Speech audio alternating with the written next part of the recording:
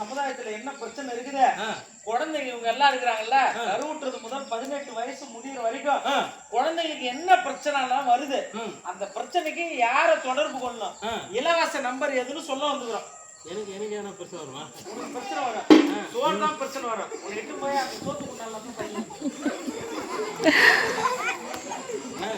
சரி, உன்னால இந்த குழந்தைங்க எல்லாம் பிரச்சனை வரும் போல இருக்கு. அப்படியா? அந்த மாதிரி ஆளு எல்லா சோரிலேயே தூக்கிட்டு போயிடும்.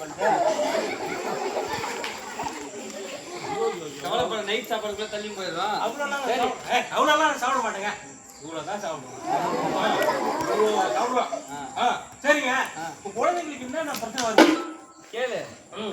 0 முதல் 18 வயசு வரைக்கும் குழந்தைங்களுக்கு பல்வேறு பிரச்சனை இருக்குது. 0 முதல்னா என்னது? 0 வயசுனா கருவுல இருக்கிறாங்க இல்லையா குழந்தை, கரு வயிற்றுல, அதுல இருந்து 18 வயசு வரைக்கும், அதாவது காலேஜ் போறாங்க இல்லையா, அது வரைக்கும் எல்லாருமே எங்களுக்கு குழந்தை தான். இவங்க குழந்தை தான். நானு குழந்தை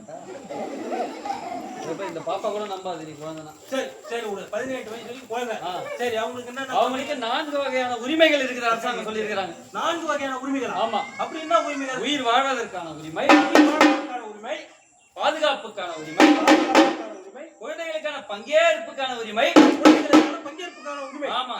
இந்த சமூகத்துல அந்த குழந்தையோட பராமரிப்புக்கான உரிமை.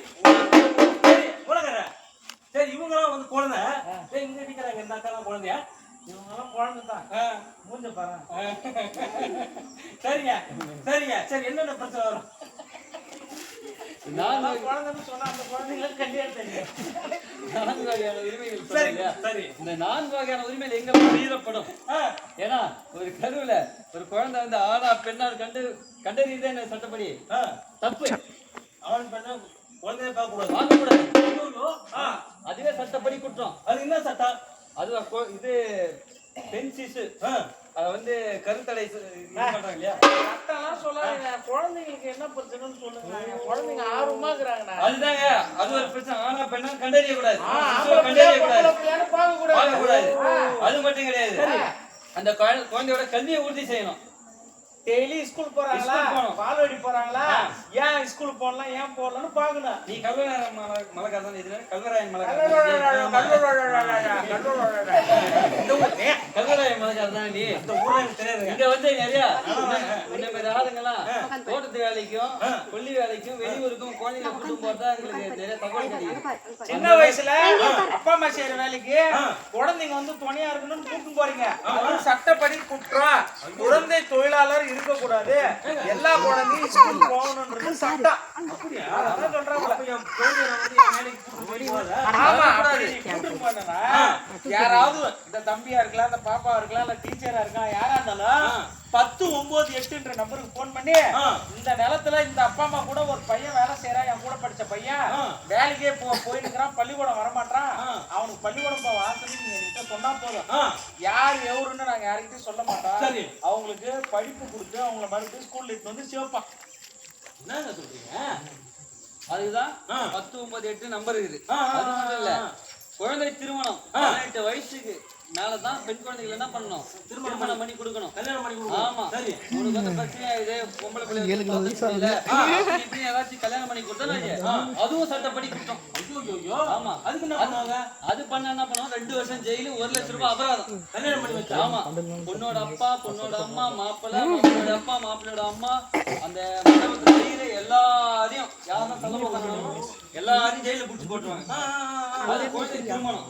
அப்ப இதுவும் பண்ணக்கூடாது. ஆமா.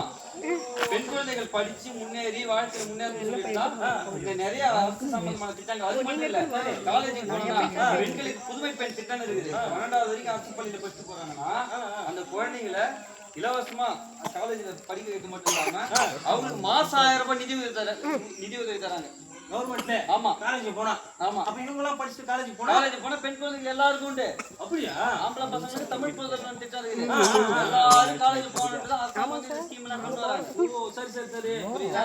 அப்ப இந்த மாதிரியான திட்டங்களை கொண்டு வந்து பெண்களை வந்து கல்வியில முன்னேற்றணும். பாலியல் சீண்டல் நடக்குது பெண் குழந்தைகளுக்கு, ஆண் குழந்தைகளுக்கு சரி ஏதாவது பாலியல் சீண்டல் நடக்குது, அதுக்கு கூட இந்த 1098 நம்பரை கூப்பிடலாம். புரியுதுங்களா? சரிங்க. அதனால இந்த 1098 நம்பர் சும்மா கிடையாது. குழந்தைகளோட சார்ந்த எந்த பிரச்சனையா இருந்தாலும் இலவசமா அந்த நம்பருக்கு கூப்பிட்டுனா உடனடியா ரெஸ்பான்ஸ் பண்ணி அந்த குழந்தையோட பிரச்சனை சரி செஞ்சு கொடுக்க வேண்டியதுதான் இந்த மாவட்ட குழந்தைகள் பாதுகாப்பாளர்களோட வேலை சமூக நலத்துறையும் சேர்ந்து இது பண்ணுது. இந்த விழிப்புணர்வு நிகழ்ச்சி சமூக நலத்துறை மூலமா குழந்தைகளுக்கு இந்த விழிப்புணர்வை ஏற்படுத்தணும், 1098 நம்பரை பத்தி சொல்லிட்டு வரணும் அப்படின்னு சொல்லி தான் எங்களை அமைச்சிருக்காங்க. நாங்களும் அதுக்காக தான் வந்திருக்கிறோம். இன்னொரு விஷயம் ஐயா, இவ்வளவு சொல்றீங்களே, எங்க வீட்டுக்காரர் திறந்தானே நடிக்கிறார், அதுக்கு ஏதாவது உதவி இருந்தா சொல்லுங்க. அதுக்கு ஒரு நம்பர் இது, கவலைப்படாத.